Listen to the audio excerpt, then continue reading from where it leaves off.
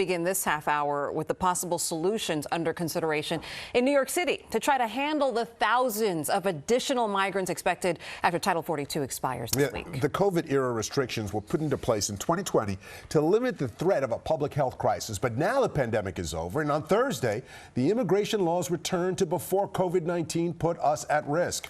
After that ends, the Department of Homeland Security predicts there could be as much as 11,000 to 13,000 migrants crossing the southern border each day.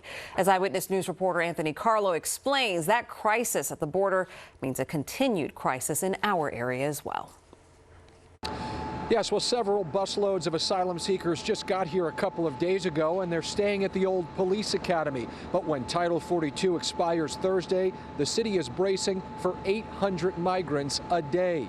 The American dream has become more of a New York City nightmare, logistically speaking, as the buses of asylum seekers roll on in. New York has received the brunt of close to 60,000 of those who are coming to the city to participate in the American dream, and we're not giving them the resources. Mattresses were unloaded Friday at Armani Inn up in Rockland County, one of two hotels New York City Mayor Eric Adams plans to move migrants to outside of the city as he scrambles to make room. But County Executive Ed Day says, not in my backyard.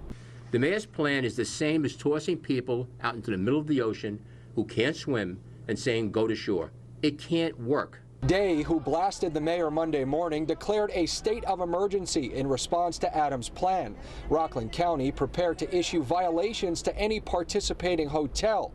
Meanwhile, the city is looking at a number of possible temporary housing solutions. This includes local college gyms and public schools, and potentially putting tents at Central Park, Orchard Beach, and in City Field's parking lots, all to deal with the buses of asylum seekers coming from Texas. President Biden's open border policies is going to cause a catastrophic disaster in the United States. Texas Governor Greg Abbott today announcing he's deploying thousands of specially trained National Guard members at the border, arguing that the president is sending troops to do paperwork. The deployment of active duty troops is not to do enforcement work, not to interact with the migrants, but to provide other support.